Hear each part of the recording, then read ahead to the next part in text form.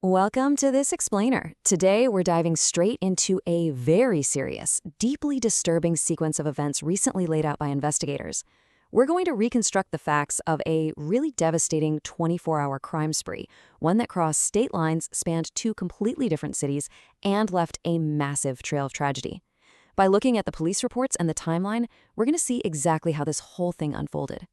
A 24-hour period spanning two cities, two horrific crimes, and a single suspect.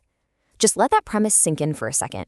According to the authorities, the actions of one individual escalated so rapidly that in just a matter of hours, a rural village became directly connected to the heart of the national capital.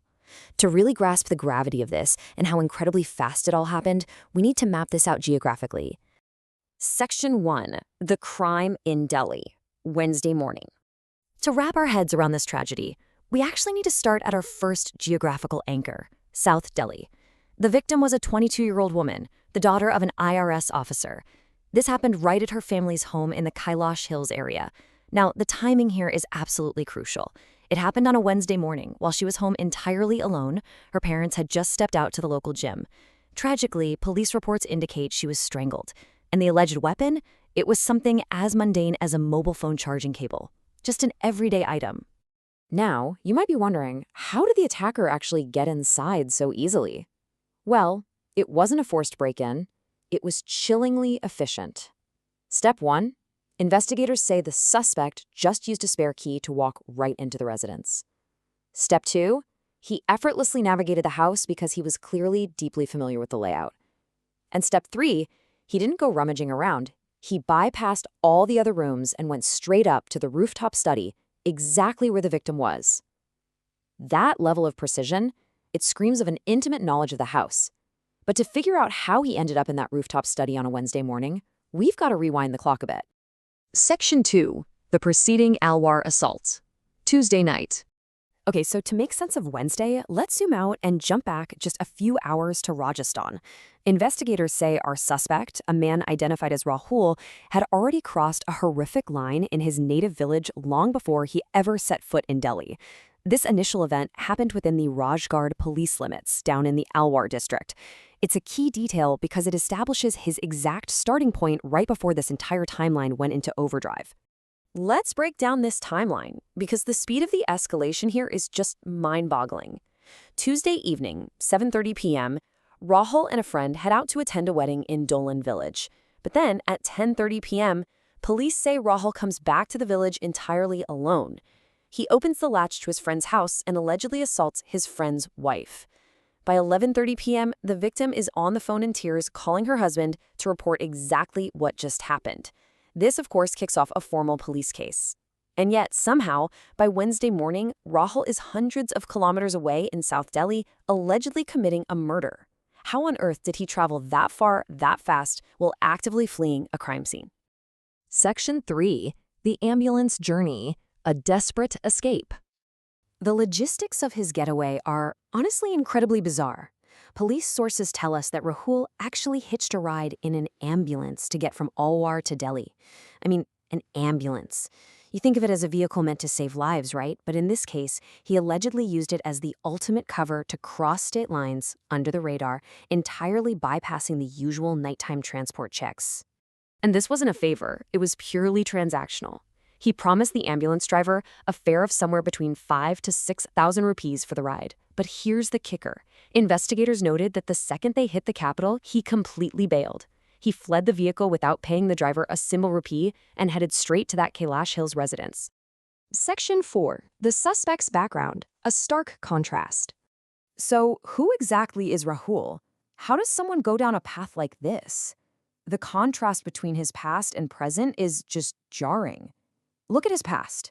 His family noted he was academically really strong. He scored 73% in Class 10 and a massive 90% in his Class 12 science exams. His dad even had connections with income tax-related households in Delhi, which is how Rahul landed a solid job. But jump to his present reality? Fired. Just 8 months in, there were conduct issues, financial disputes, the whole shebang. He was literally spiraling, to the point where he was pawning off his personal phone, his bike, even his official documents just to scrape together some cash. And here is the absolute puzzle piece that connects it all together. That job he was fired from? Rahul had been working as a domestic help directly for the Delhi victim's family for 8 solid months. That right there explains the spare key. It explains the perfect intimate knowledge of the home's layout. It's why he knew exactly how to bypass everything else and head straight to that rooftop study on that fateful Wednesday morning. Section 5. Gaming debt and motive. The downward spiral. Okay, so why the sudden, desperate need for money? Why plan a robbery that ends in murder? Both the family and the police point to one massive catalyst: online gambling addiction. We're talking about compulsive participation in digital games. Specifically, the sources name online versions of Teen Pati and Ludo. What probably started as just passing the time on a smartphone quickly morphed into a totally devastating financial black hole. And there's a deeply unsettling detail here about how intertwined their lives actually were. Officials noted that Rahul and the Delhi victim's husband actually used to play online Ludo together, socially. You see how the boundaries between employer, employee, and social acquaintance were completely blurred through this digital app well before the addiction fully took over? So let's put a number on it. How deep was the hole? 7 lakh rupees. That is a staggering amount of gambling debt.